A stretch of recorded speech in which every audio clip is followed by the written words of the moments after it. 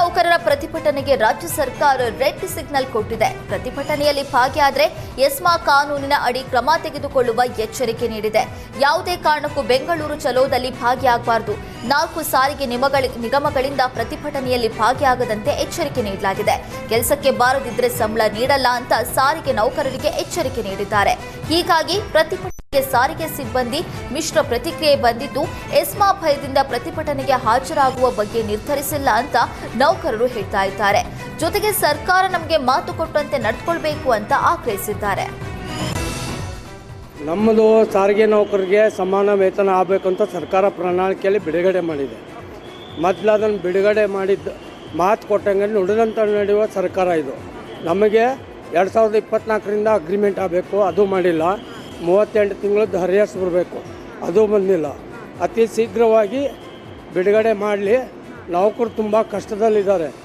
ಒಂದು ಹೊತ್ತಿನ ಊಟಕ್ಕೂ ಕಷ್ಟ ಇದೆ ಇವಾಗ. ಯಾಕಂದರೆ ಈಗಿನ ಪರಿಸ್ಥಿತಿ ರೇಟ್ ಏರೋದ್ರಿಂದ ಸಾರಿಗೆ ನೌಕರರ ಕಷ್ಟ ಯಾವ ಸರ್ಕಾರನೂ ಸ್ಪಂದಿಸ್ತಾ ಇಲ್ಲ.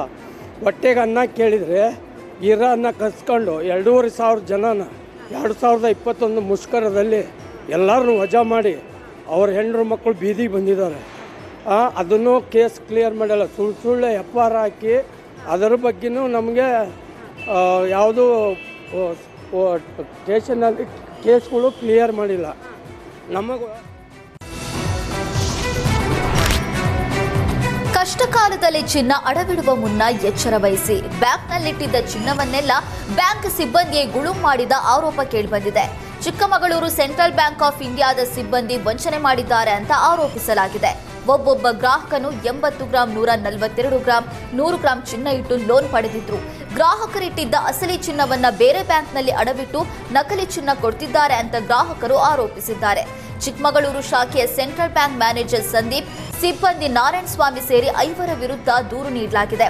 2020ರಿಂದ 2025ರವರೆಗೂ ಈ ಬ್ಯಾಂಕಿನಲ್ಲಿ ವಂಚನೆ ಆಗಿದೆ ಅಂತ ಚಿಕ್ಕಮಗಳೂರು ಪೊಲೀಸ್ ಠಾಣೆಯಲ್ಲಿ ದೂರು ದಾಖಲಾಗಿದೆ.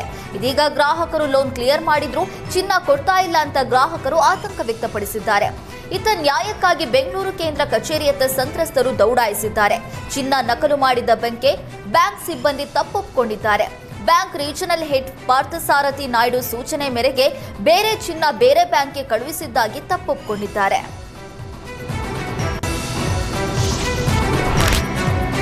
ವೃದ್ಧೆಯ ಕೊರಳಲ್ಲಿದ್ದ ಚಿನ್ನದ ಮಾಂಗಲ್ಯ ಸರ ಕಿತ್ಕೊಂಡು ಖದೀಮ ಪರಾರಿಯಾಗಿದ್ದಾನೆ. ತುಮಕೂರಿನ ಖ್ಯಾತಸಂದ್ರದ ಮೈತಾಳ ರಸ್ತೆಯಲ್ಲಿ ಘಟನೆ ನಡೆದಿದೆ. ಪಾರ್ವತಮ್ಮ ಎಂಬುವರು ಚಿಲ್ಲರೆ ಅಂಗಡಿ ನಡೆಸ್ತಾ ಇದ್ರು. ಗುಟ್ಕಾ ಕೇಳುವ ನೆಪದಲ್ಲಿ ಬಂದ ಖದೀಮ ಕೃತ್ಯ ಎಸಗಿದ್ದಾನೆ. ಈ ವೇಳೆ ವೃದ್ಧೆ ಕೂಗಿಕೊಂಡಿದ್ದಾರೆ. ಇತ್ತ ಸರ ಎಳೆದ ರಭಸಕ್ಕೆ ಕಳ್ಳನ ಕೈಗೆ ಅರ್ಧ ಸರ ಸಿಕ್ಕಿ ಉಳಿದ ಭಾಗ ಕೆಳಗೆ ಬಿದ್ದಿದೆ. ಈ ವೇಳೆ ವೃದ್ಧೆ ಕೆಳಗೆ ಬಿದ್ದು ಒದ್ದಾಡಿದ್ದಾಳೆ. ಕಳ್ಳನ ಕೈಚಳಕದ ದೃಶ್ಯ ಸಿಸಿಟಿವಿ ಕ್ಯಾಮೆರಾದಲ್ಲಿ ಸೆರೆಯಾಗಿದೆ. ಖ್ಯಾತಸಂದ್ರ ಠಾಣೆಯಲ್ಲಿ ಪ್ರಕರಣ ದಾಖಲಾಗಿದ್ದು ಖದೀಮನಿಗಾಗಿ ಖಾಕಿ ಬಲೆ ಬೀಸಿದೆ. ಸರ್ ಸಿಗರೇಟ್ ಕೇಳು ಅಲ್ಲಿ ನಿಂತಿದ್ರು ಸರ್, ಗಾಡಿ ಬೈಕಲ್ಲಿ. ನನ್ನ ಡೋರ್ ಎತ್ತುತ್ತಿದ್ದಂಗೆ ಬಂದರು ಸರ್. ಬಂದು ಸಿಗರೇಟ್ ಕೊಡಗಿದ್ರು. ಕೊಡಕ್ಕೆ ಹೋದೆ, ಪಟ್ನ ಕೈ ಹಾಕಿದ್ರು ಸರ್. 6:15 ಸರ್. ಭಾನುವಾರ ಬೆಳಗ್ಗೆ. ಇಬ್ಬರಿದ್ರು ಸರ್. ಬೈಕಲ್ಲಿ, ದೊಡ್ಡದೇ ಬೈಕಲ್ಲಿ. ಬೈಕ್ ದೊಡ್ಡದು. 32 ಗ್ರಾಮ್ ಇತ್ತು ಸರ್. ಎಷ್ಟು ಗ್ರಾಮ್ ಕಿತ್ಕೊಂಡೋಗಿದ್ದಾರೆ ಈಗ? 20 ಗ್ರಾಮ್ ಕಿತ್ಕೊಂಡೋಗಿದ್ದಾರೆ ಸರ್. ನನ್ನ ಹತ್ರ ಇದೆ ಸರ್. ಕಂಪ್ಲೇಂಟ್ ಏನಾದ್ರು ಕೊಟ್ಟಿದ್ರೆ ಪೊಲೀಸರು ಬಂದ್ರ? ಬಂದರು ಸರ್. ಎಷ್ಟು ಜನ ಬಂದಿದ್ರು? ಕಸಾಯಿಖಾನೆಗೆ ಗೋ ಸಾಕಾಣಿಕೆ ಮಾಡ್ತಾ ಇದ್ದ ವೇಳೆ ತಡೆಯೋದಕ್ಕೆ ಹೋದವರ ಮೇಲೆ ಹಲ್ಲೆ ಮಾಡಿದ್ದಾರೆ. ಕಾರಿನ ಗಾಜು ಒಡೆದು 2 ಮಹಿಳೆಯರು ಸೇರಿದಂತೆ 5 ಮೇಲೆ ಹಲ್ಲೆ ಮಾಡಿದ್ದಾರೆ. ಚಾಮರಾಜನಗರದ ಪುಣಜನೂರು ಬಳಿ ಘಟನೆ ನಡೆದಿದೆ. ಕರ್ನಾಟಕದ ಗಡಿ ಮೂಲಕ ಕೇರಳದ ಕಸಾಯಿಖಾನೆಗೆ ಗೋ ಸಾಕಾಣಿಕೆ ಮಾಡಲಾಗ್ತಿತ್ತು.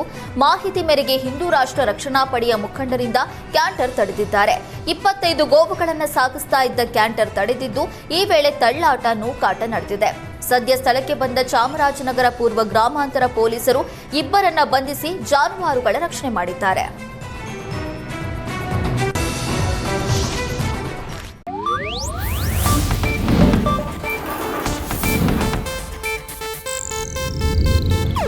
ಇದು ಏಷ್ಯಾನೆಟ್ ನ್ಯೂಸ್ ನೆಟ್ವರ್ಕ್ ಪ್ರಸ್ತುತಿ.